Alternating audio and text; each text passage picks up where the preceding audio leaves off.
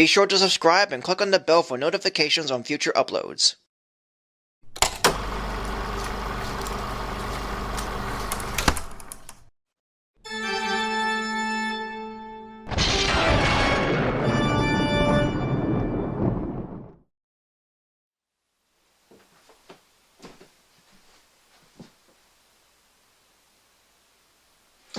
Hello everyone, Sulli-Ween here, or you can call me Sully, and I welcome you all to Sulli-Ween, where I start off this month, naturally, with the traditional Tim Burton review.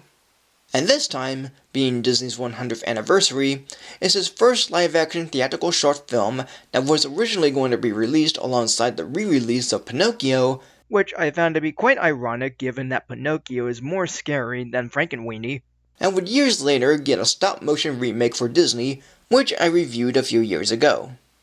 And my thoughts on the original short were, well, you'll soon see. Released on December 14th, 1984, it's FrankenWeenie.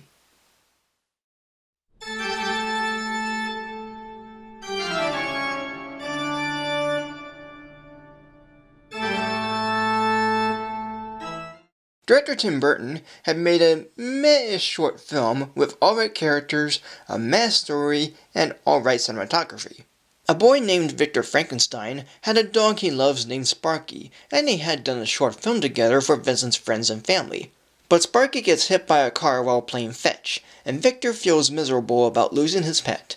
Until his teacher, Mr. Walsh, demonstrates how electricity makes a frog move, and Victor decides to use electricity to bring Sparky to life, using various household appliances and equipment, and the stitched-up body of Sparky. Sparky's brought back to life and Victor stays with him away from school.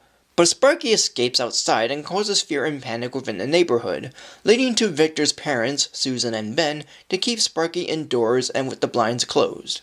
I first saw this short along with Vincent on a special edition DVD of The Nightmare Before Christmas, and it's a comedy horror that parodies the original Frankenstein movies of the 1930s. But unlike something like Young Frankenstein, where the humor does work at times and is quite silly for being really enjoyable, this one I felt wasn't quite it, as it is short at 30 minutes, most of the jokes aren't funny, and there's some oddly questionable bits, regardless of the parody. For one, this woman named Rose Epstein says Sparky tries to eat her dog Raymond, yet all that happened was Raymond barking at Sparky and Rose didn't see him until he runs past her, and she makes her claim, which she does mention a few other times. I could get that as an exaggeration as the news of Sparky spreads quickly throughout the neighborhood that even one woman claimed the Frankensteins have a lion, and Rose exaggerates more by saying it's bigger at 6 feet tall. And Mr. Chamber claimed that Sparky attacked his daughter Anne, yet she only saw his silhouette. But Sparky's appearance with his stitches and bolts is seen very little here, and didn't do much outside of, well, going outside. Plus there's this poodle with her Bride of Frankenstein hairdo that comes out of nowhere, the burning windmill that's more accidental than deliberate, like why is this guy using a match to look inside, use a flashlight, and this one moment of Rose screaming when her hose gets tangled in her legs. But with all that said, the other stuff is just alright. A couple of jokes and expressions did get a smile or chuckle out of me.